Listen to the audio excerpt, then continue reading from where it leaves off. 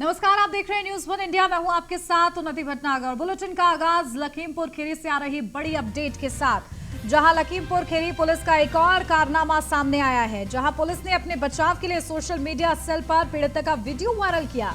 पीड़िता का video Kheri media cell के ग्रुप में वायरल किया गया है। वायरल वीडियो में पीड़ित युवती ने पुरुष पुलिसकर्मी का बयान ले रहा है, तो वहीं सुप्रीम कोर्ट के नियम के अनुसार पीड़िता के बयान सिर्फ महिला आरक्षी ही ले सकती है। खुद को बचाने के लिए झूठ पर उतरी है लखीमपुर खीरी पुलिस। लखीमपुर खीरी पुलिस की कार्यशैली पर अब गंभीर सवाल उठ रहे हैं। तो देखिए, जहां एक तरफ दावे अलग अलग किए जा रहे थे, जहां पुलिस की तरफ से दावे अलग थे और परिजनों की तरफ से दावे अलग थे, अब इस पूरे मामले पर एक और शर्मनाक हरकत सामने आई है लखीमपुर खीरी पुलिस की, जहां अपने को बचाने के लिए और कहीं ना कहीं अपने को सच दिखाने के लिए वीडियो वायरल किया गया है बयान लेते हुए, जिसमें एक पुरुष पुलिसकर्मी जो है बयान ले रहा है, जबकि ये प्रोटोकॉल होता है कि महिला पुलिसकर्मी ही महिला से बयान ले सकती है। और इसका देखिए, ये वीडियो वायरल हो रहा है, जिसमें एक और बड़ा कारनामा सामने आ रहा है। साथ ही साथ लखीमपुर खीरी पुलिस की कार्यशैली पर भी इसी के साथ बड़े सवाल खड़े हो रहे हैं।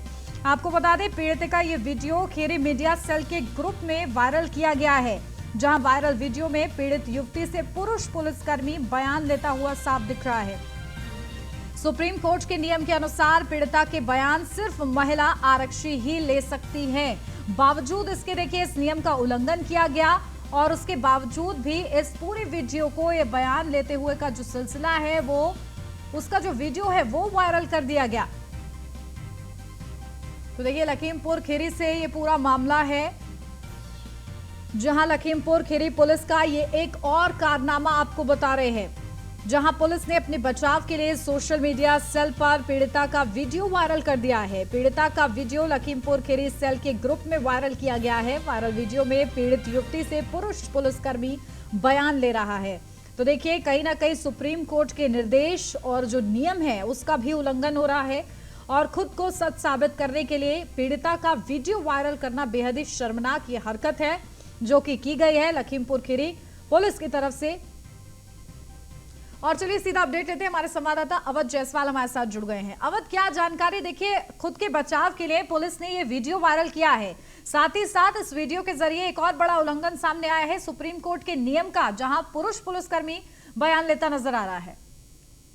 देखिए, आपको बता दें, कहते हैं कि एक सच को दबाने के लिए 100 झूठ बोलने पड़ते हैं जी। कुछ ऐसा ही इस मामले में भी हुआ है। बीरा पुलिस ने अपने कृत्यों को दबाने के लिए पहले तो जो बेटी था उसका बयान एक पुलिस अधिकारी द्वारा लिया जाता है, उसके बाद सोशल मीडिया पर यह वीडियो जारी किया जाता है। सोशल मीडिया पर जारी किए गए वीडियो है, उसमें आप साफ तौर पर देख सकती है, सुन सकती है कि वहां पर एक पुरुष अधिकारी जो है वो महिला से यानी बयान ले रहा है, जबकि जो कानून है 161 के मुताबिक पीड़ित महिला से सिर्फ पीड़ित आरक्षी जो है वो बयान ले सकती है। ऐसे में आप अनुमान लगा सकते हैं कि जो ये बीरा थाने की पुलिस है, ये पूरे प्रकरण में पहले दिन से ही लापरवाही थी और इसी लापरवाही का कारण ही बना कि एक बेटी आज जो है मौत की नींद सो गई। बिल्कुल, देखिए किस तरीके से एक मामला ठंडा भी नहीं पड़ा है और दूसरे मामले में लखीमपुर खीरी के पुलिस की जो कहीं ना कहीं भूमिका है वो संदिग्ध नजर आ रही है। किस तरीके से काम किया जा रहा है, कार्य प्रणाली जो है सामने आ रही है, जिसमें साफ खुले तौर पर नियमों का उल्लंघन है। अवध जी, बिल्कुल ठीक कहा आपने कि जिस तरीके से पुलिस रेगुलेशन के मुताबिक और जो सुप्रीम कोर्ट रेगुलेशन है उसमें भी साफ तौर पर कहा गया है कि यदि कोई पीड़ित, कोई विक्टिम महिला थाने जाती है, उसके 161 के बयान दर्ज होते हैं, तो सिर्फ महिला आरक्षी 161 के बयान दर्ज करेगी। लेकिन यहाँ पर ऐसा नहीं दिखाई देता और सबसे बड़ी बात है कि यह यानी वीडियो जो है पुलिस द्वारा सोशल मीडिया पे डाला गया है। अपने बचाव में यह कहा गया है कि इस तरीके का पूरा यानी प्रकरण नहीं था, इस तरीके का पूरा मामला था। तो ये चौंकाने वाली बात है कि एक तो जो रेप पीड़िता होती है, रेप के संभावना होती है जिस पीड़िता से, उसका यानी फोटो इस तरीके से नहीं डाला जा सकता है, वायरल नहीं किया जा सकता। लेकिन बीरा पुलिस अपने कृत्यों को छुपाने के लिए इस तरीके का कृत्य को अंजाम दिया है और एक गुना छुपाने के लिए 100 गुना और कर डाले। बिल्कुल, और देखिए कोई स्पष्टीकरण सामने आया, क्योंकि लखीमपुर खीरी की जो पुलिस है वो स्पष्टीकरण बार बार पे देती है और ऐसे में जब ये वीडियो वायरल किया गया है, इस पर बड़े सवाल खड़े हो रहे हैं, तो क्या कोई स्पष्टीकरण सामने आया है? स्पष्टीकरण की बात करें तो कल इतनी बड़ी घटना होती जिसके बाद सारे मीडिया कर्मी अपर पुलिस अधीक्षक से बयान लेने के लिए, एक बाइट लेने के लिए तरस रहे हैं और ना तो ही कोई जो मीडिया का सोशल ग्रुप बना है उस पर कोई बयान जारी किया गया और ना ही आज तक यानी कोई बाइट दी गई। जब हम लोगों ने संपर्क करने की कोशिश की तो किसी तरीके का कोई जवाब रिप्लाई नहीं हुआ। तो आप समझ सकते हैं कि जब आदमी का थोड़ा जो मुंह होता है उस तरीके का होता है ना, तो फिर सामने आने का नाम नहीं लेता। कुछ ऐसा ही मामला दिख रहा है, क्योंकि इससे पहले जो निगासन में घटना हुई थी उसमें पुलिस अधीक्षक की काफी किरकिरी हुई। जिस तरीके से वो हाइपर हुए थे, जिस तरीके से पूरा प्रकरण हुआ था, वो तो भला हो आईजी लक्ष्मी सिंह का जो मौके पर पहुंची और पूरा घटनाक्रम को शांत कराया था। बिल्कुल। और देखिए, लगातार इससे पहले भी जो मामला सामने आया था उसमें भी सीएम योगी आदित्यनाथ ने संज्ञान लिया था और कड़े निर्देश भी दिए थे। बावजूद इसके किस तरीके से माहौल वहां पर है पुलिस कर्मियों में? आपको बता दें कि ये एक सप्ताह में चौथी घटना है। सबसे पहले मोमडी में घटना होती है, तो निगासन में घटना होती है, और आज ये जो बेटी है इसका अंतिम संस्कार हो रहा है। तो आप देख सकते हैं कि एक सप्ताह में जहाँ 4 बेटियों का कत्ल हो जाता है, वहाँ आप देख सकते हैं कि कानून व्यवस्था किस स्तर की होगी, कानून व्यवस्था का क्या हालात होंगे। इसी तौर पर साफ कहा जा रहा है कि ये जो कानून व्यवस्था लखीमपुर खीरी की दिनों दिन बिगड़ती जा रही है, इसका परिणाम ये है कि लखीमपुर खीरी में जो सरकार की किरकिरी हो रही है, बेटियों के माँ बाप क्या कार्रवाई देखिए आगे होती है और किस तरीके से संज्ञान लिया जाता है आला अधिकारियों की तरफ से, ये देखना होगा। अवध, बने रहिए आप हमारे साथ। उसी बीच हमारे दर्शकों को सुनाते हैं वो वायरल वीडियो। आपका पिता का नाम? लक्ष्मी। पिता का नाम?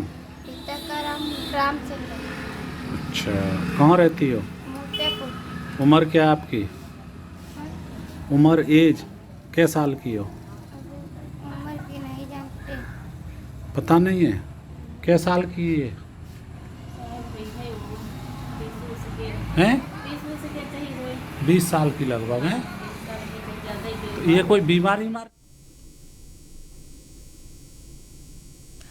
तो देखिए, लखीमपुर खीरी एक बार फिर से चर्चाओं में आ गया है, जहां बीते दिनों निघासन में 2 बेटियों के साथ रेप के बाद हत्या कर दी गई थी। तो वही 2 बेटियों का मामला ठंडा होने से पहले ही जिले के भीरा थाना क्षेत्र में एक और बेटी के साथ रेप करने की कोशिश में गंभीर रूप से उसे घायल कर दिया गया, जहां बेटी की इलाज के दौरान मौत हो गई। दरअसल मामला ये भीरा थाना क्षेत्र के मूसेपुर गांव का बताया जा रहा है।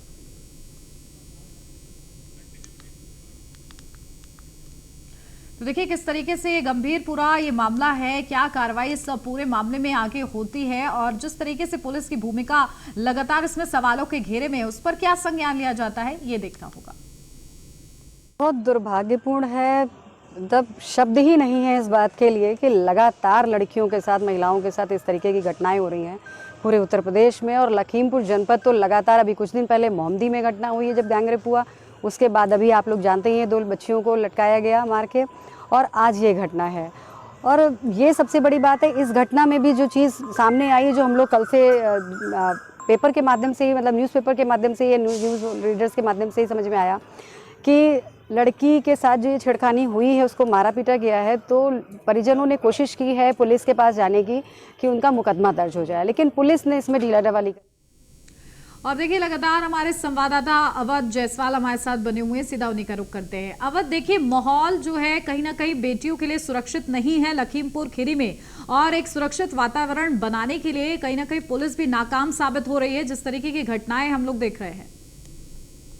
देखिए, सरकार को अब इस लखीमपुर की कानून व्यवस्था को सुधारने के लिए कोई बड़ा एक्शन लेना पड़ेगा। जब बड़ा एक्शन नहीं लिया गया तो लखीमपुर खीरी की जो कानून व्यवस्था इसी तरीके से बिगड़ती रहेगी। और इस कानून व्यवस्था में जहां सरकार भी किरकिरी हो रही है, चूंकि मुख्यमंत्री योगी आदित्यनाथ जो है बेटियों और महिलाओं के अपराध के प्रति बेहद संवेदनशील है। उनका साफ तौर पर कहना है कि बेटियों और महिलाओं के तरफ जो अपराध हो रहा है उसमें तुरंत रोका जाए। लेकिन लखीमपुर खीरी शायद यानी जो सूबे के मुखिया हैं उनकी भी बात को समझ नहीं पा रही है और यह समझना नहीं चाहती। तो जिस तरीके से लखीमपुर खीरी में बेटियों का कत्ल हो रहा है, उससे साफ तौर पर यह प्रतीत होता है कि जो सरकार की बातें जो है यहाँ के आला अधिकारी नहीं समझ पा रहे हैं या समझना नहीं चाहते हैं। तो फिलहाल जो जिस तरीके की घटनाएं बढ़ी हैं उससे कहीं ना कहीं ये देखना पड़ेगा कि आखिरकार किसके पीछे कौन से वो लोग हैं जो सरकार की किरकिरी करा रहे हैं और सरकार की जो इच्छाएं हैं उनके विपरीत काम हो रहा है। तो इसके पीछे कहीं ना कहीं सरकार के जो आला अफसर हैं उनको देखना पड़ेगा, जरूर देखना पड़ेगा, क्योंकि लखीमपुर खीरी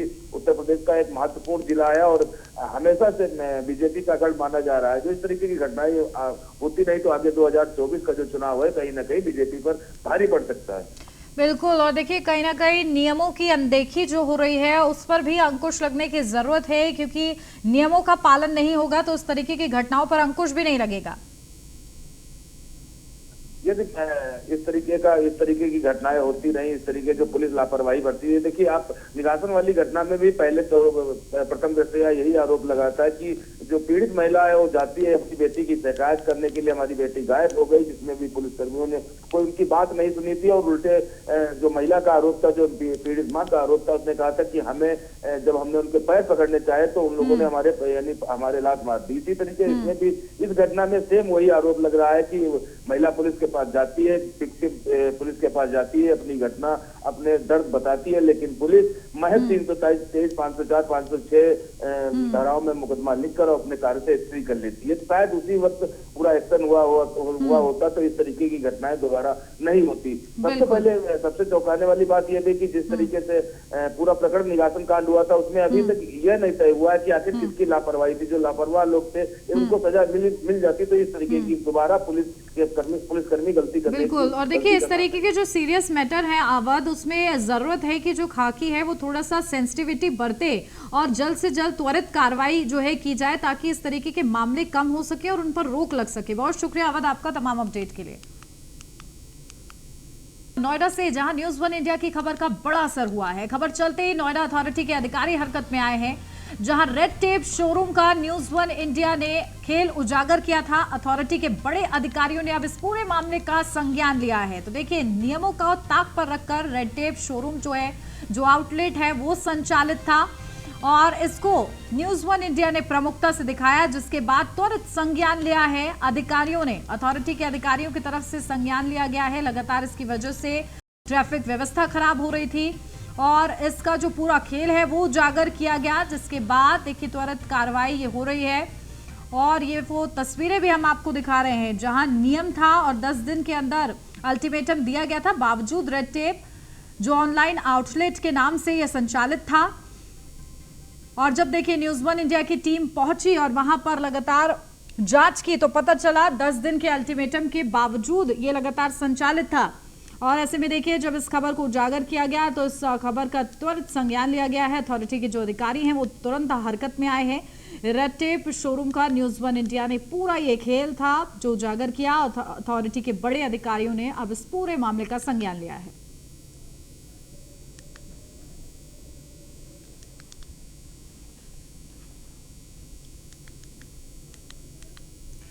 और चलिए हमारे ब्यूरो चीफ निशान शर्मा हमारे साथ जुड़ गए, सीधा उन्हीं का रुख करते हैं। निशान, देखिए लगातार न्यूज़ 1 इंडिया ने इस खबर को प्रमुखता से दिखाया, 10 दिन का अल्टीमेटम था, बावजूद इसके संचालित था, अब ये कार्रवाई हुई है, क्या अपडेट? देखिए जिस तरीके से न्यूज़ 1 इंडिया ने प्रमुखता से खबर दिखाई और खबर दिखाने के बाद नोएडा अथॉरिटी के अधिकारी जो है हरकत में आए और हरकत में आने के बाद अब ये जो कार्रवाई है, बड़ी कार्रवाई देखने को मिल रही है। जिस तरीके से जानी मानी कंपनी जो कानपुर की कंपनी है, रेड टेप कंपनी का जो यहाँ पर आउटलेट है जो सेक्टर 59 के अंदर स्थित है और ये कहीं ना कहीं इंडस्ट्रियल एरिया में कॉमर्शियल गतिविधियां लगातार की जा रही थी। हालांकि अब उस पर कार्रवाई की गई है हमारी खबर के बाद, उसको बाकायदा उसको पूरी तरीके से बंद किया गया है, रेड टेप को बंद किया गया है, तिरपाल उसके ऊपर ढका गया है, बाकायदा उसके जो बैनर हैं उनको ढका गया है और कहा गया एक बड़ी अल्टीमेट दिया गया नोएडा अथॉरिटी द्वारा। जिस तरीके से 2 सितंबर को इसको नोटिस दिया गया था नोएडा अथॉरिटी को। हालांकि इसमें शिकायत हुई थी और शिकायत के बाद नोएडा के अधिकारियों ने जब संज्ञान लिया था, इसमें जेई और सर्किल अधिकारियों ने इसको नोटिस जारी किया और जिसके बाद अब जो है 15 दिन इस घटना को बीत गए थे, लेकिन इसमें कोई कार्रवाई नहीं हो रही थी, जिसको लेकर न्यूज़ 1 इंडिया ने खबर दिखाई और खबर के बाद एक बड़ा असर देखने को मिल रहा है, जिसमें रेड टेप जो जानी मानी कंपनी है जिस तरीके से बड़ी लापरवाही देखी जा रही थी, लगातार इंडस्ट्रियल एरिया में कहीं ना कहीं नोएडा अथॉरिटी के जो मानक हैं, नियम है और जो शर्तें हैं उन लगातार उनका उल्लंघन किया जा रहा था और खबर के बाद अब बड़ा असर है और कहीं ना कहीं अब जो है इसके खिलाफ बड़ी कार्रवाई देखने को मिल रही है। और देखिए कहीं ना कहीं निशान, क्योंकि रूल्स का उल्लंघन किया गया है, कोई जुर्माना किसी तरीके का दंड का क्योंकि प्रावधान है, तो उसकी भी कार्रवाई होगी आगे? हाँ देखिए जिस तरीके से देखा जा रहा है कि नोएडा अथॉरिटी के उच्च अधिकारियों ने इस मामले में पूरा संज्ञान लिया है। हालांकि जो रेड टेप कंपनी है, जूता और कपड़े बनाने वाली बेचने वाली कंपनी है, इसके खिलाफ ये कार्रवाई की गई है। हालांकि जिस तरीके से देखा जा रहा था औद्योगिक क्षेत्र में व्यावसायिक गतिविधियां जिस तरीके से की जा रही, न्यूज वन इंडिया ने खबर चलाई और खबर चलाने के बाद इसको नोटिस पहले ही दिया गया था, लेकिन जिस तरीके से अल्टीमेट इसको 10 दिन का दिया गया था, उसके बाद भी इस पर उसकी व्यावसायिक गतिविधियां नहीं बंद की जा रही थी। लेकिन अब जो है जो हमारी खबर चलने के बाद व्यावसायिक गतिविधियां बंद की गई है, तिरपाल बाकायदा डाला गया है। हालांकि नोएडा अथॉरिटी साफ तौर पर नोटिस में दिया गया था कि इसका आवंटन भी रद्द किया जाएगा, जो इसका भूखंड है इंडस्ट्रियल एरिया का वो भी रद्द किया जाएगा और कहीं ना कहीं इसके खिलाफ एक बड़ी कार्रवाई देखने को मिल सकती है। हालांकि आने वाले समय में इसके खिलाफ जुर्माने की कार्रवाई मिल सकती है, आवंटन रद्द की कार्रवाई मिल सकती है। और जिस तरीके से हमने साफ कहा था कि नोएडा अथॉरिटी की जो सीईओ है वो लगातार इस तरीके से कोई भी लापरवाही देखेंगी तो कहीं ना कहीं एक बड़ी कार्रवाई करेंगी, लेकिन जिस तरीके से कार्रवाई जो हुई है एक बड़ी कार्रवाई देखने को मिल रही है। बिल्कुल, चलिए बहुत शुक्रिया निशांत आपका तमाम अपडेट के लिए। और अब खबर बस्ती से है, जहां सवालों के घेरे में जिला नगरीय विकास अभिकरण। एक ही मकान की देखरेख में एक से अधिक बार भुगतान किया गया। मामला सामने आने के बाद डूडा विभाग के अफसरों की नींद खुली, जहां 2 इंजीनियरों को कार्य मुक्त कर बड़े अफसरों को क्लीन चिट दी गई। मॉनिटरिंग कर रहे अफसरों पर भी कार्रवाई नहीं हुई। अफसरों पर कार्रवाई नहीं होने से बड़े सवाल खड़े हो रहे हैं। तो वहीं सीएम योगी के जीरो टॉलरेंस की नीति को ठेंगा दिखा रहे हैं विभाग के जिम्मेदार। तो देखिए, बस्ती का ये पूरा मामला है जहां सवालों के घेरे में है अब जिला नगरीय विकास अभिकरण। एक ही मकान की देखरेख में एक से अधिक बार भुगतान किया गया। और देखिए, जब ये मामला सामने आया तो उसके बाद डूडा विभाग के अफसरों की नींद तो खुली, लेकिन महज 2 इंजीनियरों को कार्य मुक्त कर बड़े अफसरों को क्लीन चिट दे दी गई। और ऐसे में उन बड़े अफसरों पर कार्रवाई क्यों नहीं हुई, ये बड़ा सवाल खड़ा हो रहा है। साथ ही साथ जो अधिकारी मॉनिटरिंग कर रहे थे उन पर क्यों कार्रवाई नहीं हुई, ये भी बड़ा सवाल है। तो वहीं अफसरों पर कार्रवाई नहीं होने से जो ये सवाल खड़े हो रहे हैं, तो एक बड़ा सवाल ये भी है कि क्योंकि CM Yogi Adityanath zero tolerance की नीति के तहत पालन के निर्देश हैं, बावजूद इसके इस तरीके से लापरवाही क्यों हो रही है। और चलिए सीधा अपडेट लेते हैं, हमारे संवाददाता राघवेंद्र सिंह हमारे साथ जुड़ गए हैं। राघवेंद्र, देखिए जो पूरा मामला है इसमें बड़े सवाल ये है कि अधिकारियों पर, जो बड़े अधिकारी हैं उन पर कार्रवाई नहीं की गई, जो मॉनिटरिंग कर रहे थे उन पर कार्रवाई नहीं की गई। इसको लेकर क्या कुछ अधिकारियों की तरफ से कहा जा रहा है? आपको बता दें कि पूरा मामला संज्ञान मीडिया ने जब इस पर खबर चलाई तो बड़े अधिकारियों को बचाते हुए अधिकारियों के द्वारा छोटे कर्मचारियों जेई को कार्यमुक्त कर दिया गया और बाकी जितने भी जो दोषी थे उन लोगों का अदर जनपद में ट्रांसफर कर दिया गया। जैसे अदनान फैज को कौशाम्बी में ट्रांसफर किया गया, वहीं अन्य अधिकारियों को भी अन्य जिलों में उसको ट्रांसफर कर दिया गया। छोटे कर्मचारी बलि का बकरा बन गए हैं और बड़े कर्मचारियों को बचाने में जिला प्रशासन लग चुका है। यहाँ बात करें बड़े मियाँ का जो कारनामा किया वो छोटे मियाँ पर कार्रवाई हो गई। यहाँ पर कार्रवाई खाना पूर्ति कागज में कर दिया गया, दिखा दिया गया कि मुख्यमंत्री को और जिले के उच्च अधिकारियों को कार्रवाई की गई है। 2 अधिकारियों के खिलाफ मुकदमा दर्ज कर जांच शुरू की गई है, बाकी अधिकारियों को छोड़ दिया गया भ्रष्टाचार के। बिल्कुल, देखिए बड़ी मछलियों पर कब कार्रवाई होती है देखना होगा। राघवेंद्र, बहुत शुक्रिया आपका।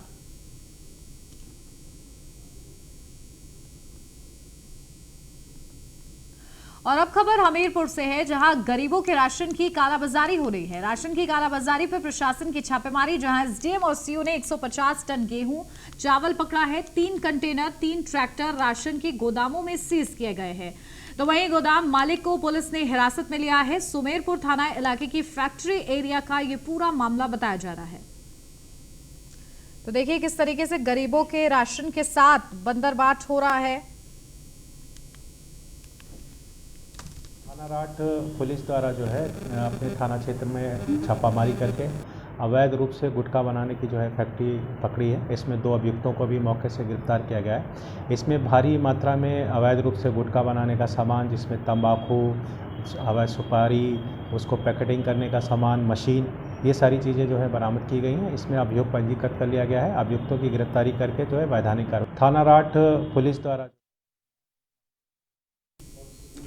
तो देखिए किस तरीके से जो गरीब हैं उनके राशन को किस तरीके से हेराफेरी हो रही है, ये उजागर हुआ है। गोदाम मालिक को पुलिस ने फिलहाल हिरासत में ले लिया है, गोदाम को सीज भी कर दिया है। सुमेरपुर थाना इलाके की फैक्ट्री एरिया का ये पूरा मामला बताया जा रहा है, जहां गरीबों को ठीक तरीके से राशन नहीं मिल पा रहा है और इसकी वजह है ये कालाबाजारी, जो कि हमीरपुर में उजागर हुई है और इस पर संज्ञान तो लिया गया है, लेकिन आगे ऐसी घटना ना हो और जो योजनाएं चलाई जा रही हैं जिनसे सीधा उद्देश्य ये है कि गरीबों को लाभ मिले, वो मिल रहा है या नहीं ये सुनिश्चित कराना होगा। सीधा अपडेट हमारे संवाददाता अभिषेक हमारे साथ जुड़ गए हैं। अभिषेक, क्या जानकारी? देखिए, गोदाम को जो सीज कर दिया गया है, गोदाम मालिक को गिरफ्तार कर लिया गया है, हिरासत में लिया गया है, क्या कार्रवाई और उस पूरे मामले पर हो रही है? बता दूं कि ये बीती रात का मामला है। सदर एसडीएम ने यहाँ पर जानकारी होने पर छापा मारा, जिसमें वहाँ पर भारी मात्रा में राशन मिला है। पूरे राशन को लेकर के सीज कर दिया गया है और विभागीय अधिकारी को आदेश दिए गए हैं कि इस पर जो भी दोषी उन पर तत्काल कार्रवाई की जाए। बिल्कुल। और देखिए, कब से कालाबाजारी चल रही थी अभिषेक? ये तो अभी तक नहीं फाइनल हो चुका है, लेकिन जो एसडीएम ने मौके पर पकड़ा है वो भारी मात्रा में राशन है और बताया जा रहा है ये कोट वही राशन है जो गरीबों के लिए कोटों में जा रहा था। इसी तरीके से ये गाड़ियों तक लाया गया। उसके बाद में इसको जिले के बाहर भेजे जाने की तैयारी थी। अधिकारियों को जैसी इसकी सूचना मिली तो तत्काल उसको पहुंच करके सीज कर दिया है। जी चलिए, बहुत शुक्रिया अभिषेक आपका तमाम अपडेट के लिए। और इसी के साथ इस बुलेटिन में फिलहाल बस इतना ही। खबरों का सिलसिला आगे भी जारी रहेगा। आप देखते रहिए न्यूज़ 1 इंडिया।